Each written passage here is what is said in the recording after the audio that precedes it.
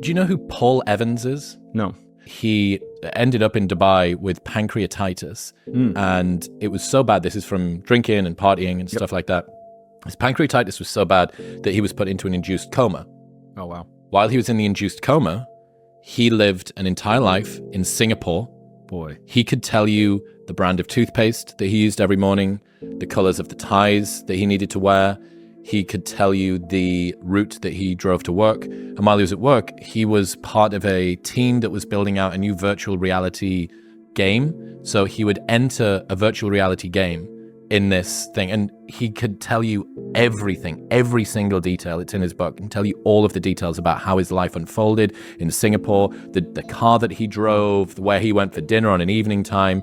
And this is while he's in this induced coma. So his family goes out to see him in the real world, and they're looking at him in the hospital bed. Now, in his life in Singapore, his father, so he buries his father in his dream world. And in the real world, his father is looking at his son laid in this hospital bed. And there was one day where his dad was looking at him, and he could see that his son was crying. His son was weeping whilst in a coma. Oh. They think that that was his actual father watching real Paul cry because the dream version of him was burying his father in the dream world. He continues to work. He's got his life. He goes through...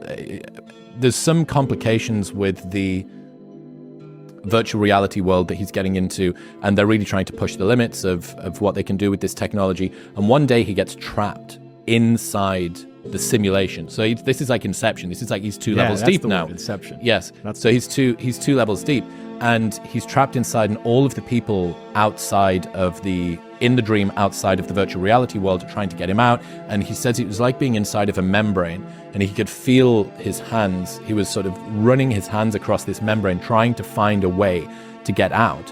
And he said this went on for days. He was locked inside of this thing for days. And then eventually he managed to find a tiny little seam, a crease, and he could sort of pull his hands through. And when he did that, he woke up from his coma in the real world. But the weird thing, and I spoke to him about this, I was like, you do know that you're going to have to bury your dad twice. This is a guy who lost a person who they really had in a dream, and then came back to find them still alive. Wow. But you're now going to have to go through this again at some point. His father's older than him, and he's going to have to go through that. And this near-death experience, is it a way that the brain... I asked him a lot about the science behind this, which I get, it's kind of like a near-death, it's like an NDE kind of thing, right? It seems like, at least for the induced coma, and maybe for head trauma stuff as well, it's the brain trying to cope and protect what's happening. But yeah, that story of your man, it does not surprise me. It seems completely unreal.